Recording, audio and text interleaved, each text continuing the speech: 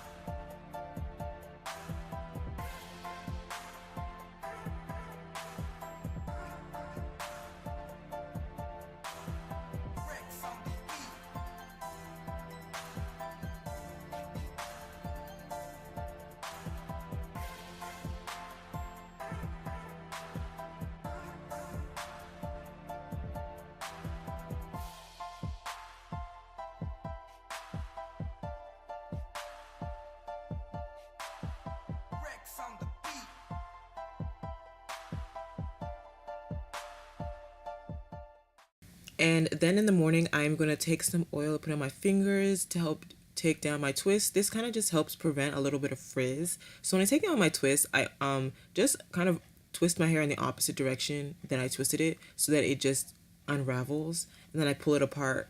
I really don't have a set strategy for this. I just separate.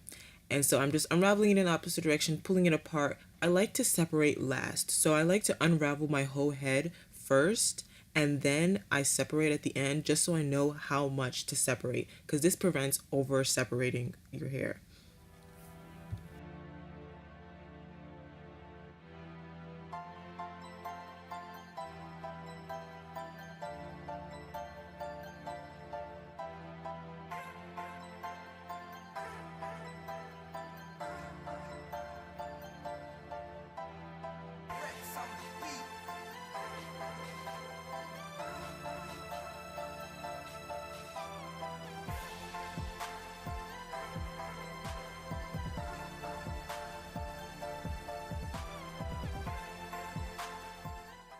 Okay, so once my hair is fully unraveled, then I'm gonna go proceed to actually separate. So when I separate, I honestly just pull the hair apart. So I kind of pull my hair all the way down to the end. Once I've done that, my hair will kind of naturally separate, and I will just separate it at that part that it naturally separated. So I just feel it all the way till I get to the end, and then I see where it wants to separate, and I just pull it apart. That's it. I just pull it apart. For this hairstyle, I was really going for like that afro shrunken twist out look. I wasn't really going for an elongated super defined twist out, so that's why I'm allowing for there to be a little bit of frizz.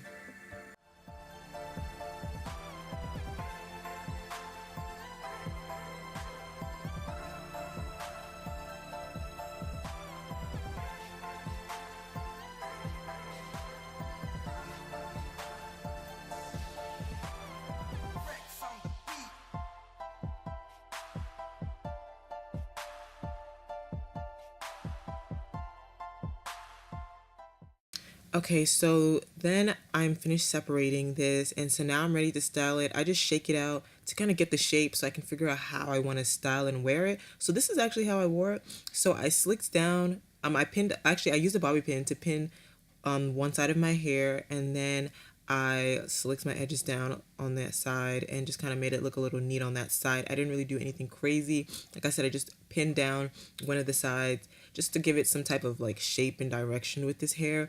And then I just separated it and adjusted my hair accordingly. So that is all for this twist out. I hope you guys enjoyed this video, and I will see you guys in my next.